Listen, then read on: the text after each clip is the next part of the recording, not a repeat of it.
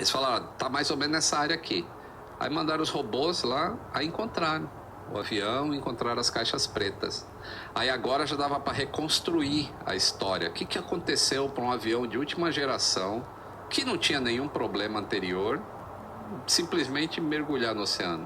Do nada. Porque avião perder controle em voo de cruzeiro já é difícil cair. Se for em voo de cruzeiro, então... E aí começa todo o processo de investigação.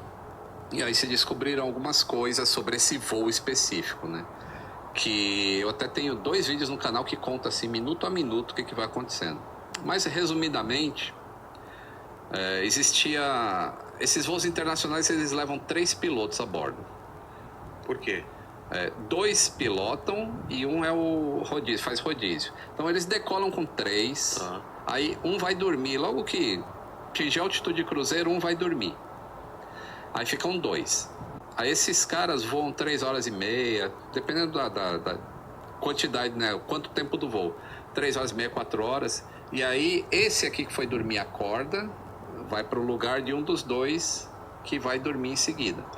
No caso, quem estava voando era o comandante e um júnior. Júnior entre aspas, porque quando eu falo júnior, dá a impressão que o cara não sabe fazer nada, e não é isso. Cara, 17 anos. É o cara que, sabe fazer tudo. Ei, Júnior, não mexe na nossa alavanca, eu já te falei. Vai ter que tomar cuidado, não vai fazer corte depois, hein, Léo? Eu tô falando de júnior aí, ó. Mas é o quê? É um cara extremamente treinado que ele pode voar o avião sozinho. Só que o Júnior ele é mais novo do que os outros em posição hierárquica. Então existia um comandante. Tava mais avançado que ele, não? Isso, era um comandante que tem um montão de hora de voo. Aí tinha o primeiro oficial com um montão de hora de voo. E tinha esse cara que era teoricamente segundo oficial, digamos assim. Aí o primeiro oficial levanta e vem para a cabine para fazer a troca de turno. E aí começam os problemas, assim, de não seguir procedimentos. Porque existe um procedimento muito bem detalhado, assim, como é que você passa serviço de um para o outro. E os caras meio que ignoraram algumas coisas lá. E o comandante em si, já quando eles estão aproximando da zona de convergência intertropical, que é onde tem tempestades ali perto do Equador, onde as caravelas de Cabral passavam já ou afundava ou ficava sem vento e os caras morriam de fome do mesmo jeito. Então era difícil cruzar o oceano naquela época de caravela. O copiloto, ele tá meio preocupado, que ele fica falando, nossa, a temperatura tá muito alta e a turbulência começa a aumentar e ele gostaria de subir, só que o avião tá muito pesado ainda. Ele decolou do Rio, tem só 3 horas, então tem combustível pra cacete. O avião não pode subir com tanto peso assim, porque o centro de gravidade não está no local ideal ainda. Então ele está meio preocupado com isso. E o comandante está lendo, nem se liga com a preocupação do cara lá, está lendo uma revista. E aí quando chega o cara para trocar, faltava menos de 15 minutos para eles entrarem no bojo mesmo de onde estava a tempestade. E aí ele vai despreocupado, vai dormir, e aí o outro primeiro oficial assume lá do lado esquerdo, mas não tem assim, ó, a gente já fez isso, a gente já fez aquilo, não tem uma passagem de serviço.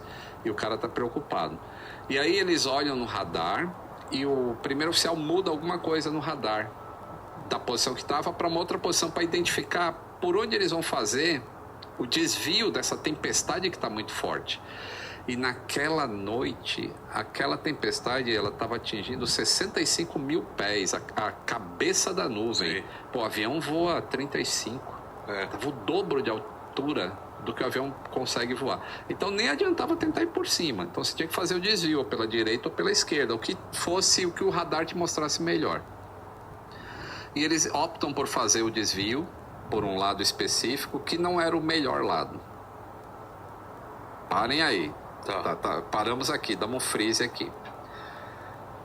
Tubo de pitot no avião é um negócio que mede a velocidade do avião em relação ao ar.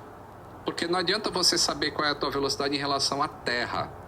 Porque o avião não voa na terra, ele voa no ar. Então você precisa saber a sua velocidade no ar. Por que isso é importante?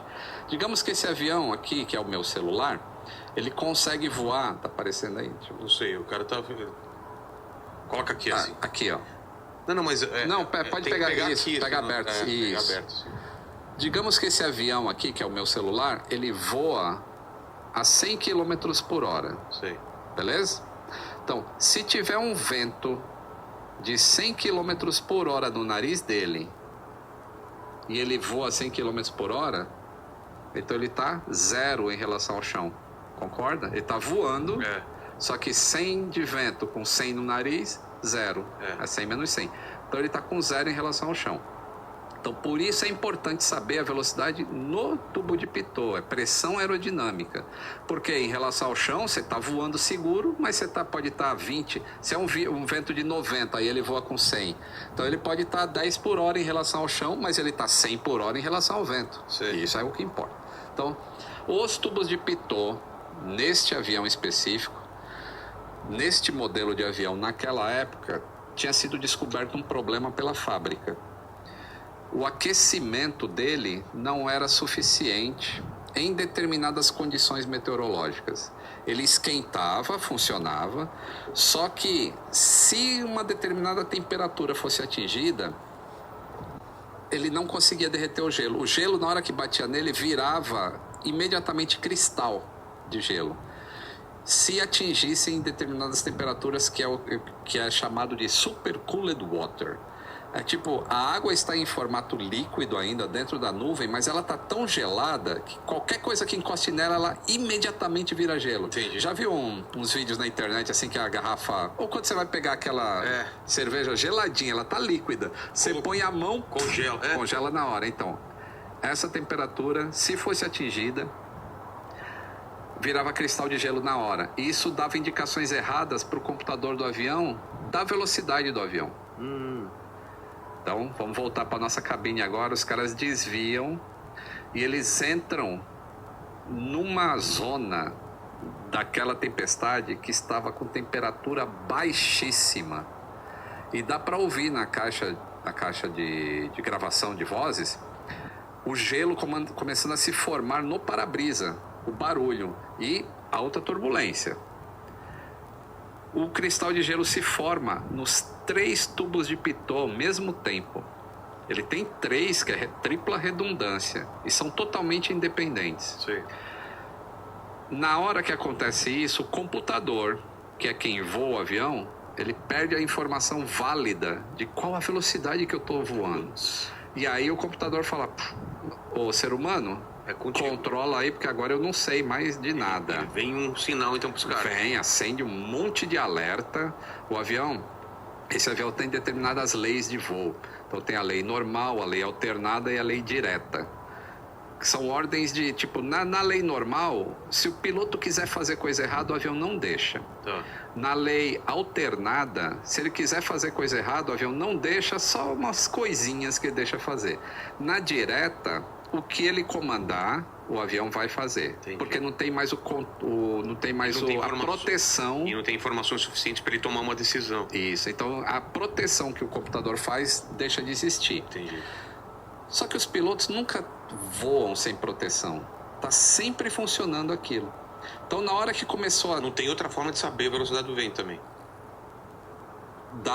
Hoje em dia dá. Dá. Não é possível. Porque depois que aconteceu isso, você começa a e se a gente... Na verdade, você consegue fazer por semelhança, você consegue usar ground speed, a velocidade em relação ao solo, mas precisa de alguns outros fatores. Você tem uma ideia de como o avião está voando, mas não é certeiro.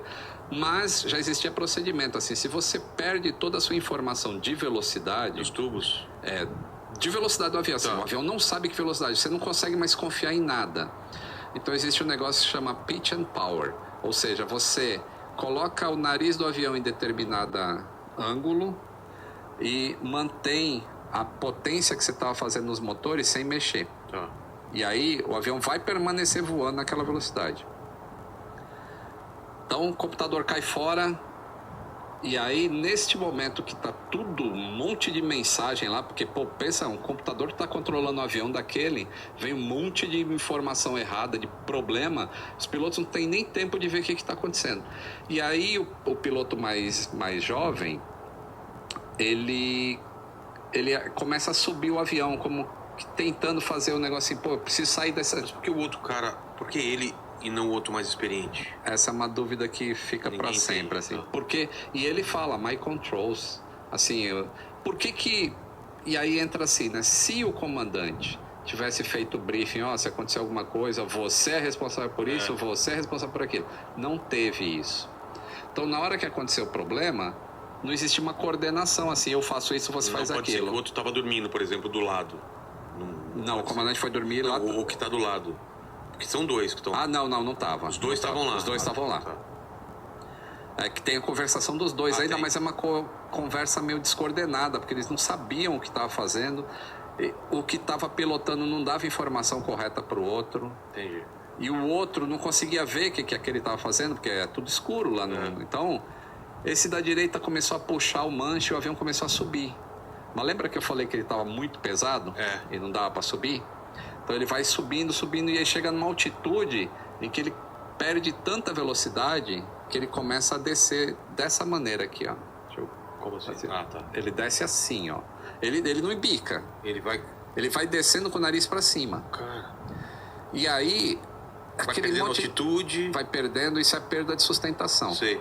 E aí começa a tocar um alarme. Stall, ou seja, está perdendo sustentação. Só que os pilotos nunca ouviram esse alerta, porque esse avião foi feito para nunca entrar em condição de perder sustentação. E aí começa uma conversa assim, mas eu não sei o que está acontecendo, eu estou puxando o tempo todo. E aí o cara fala, não puxa. Empurra o manche, que é para o nariz descer e você ganhar velocidade. E ele faz isso num primeiro momento.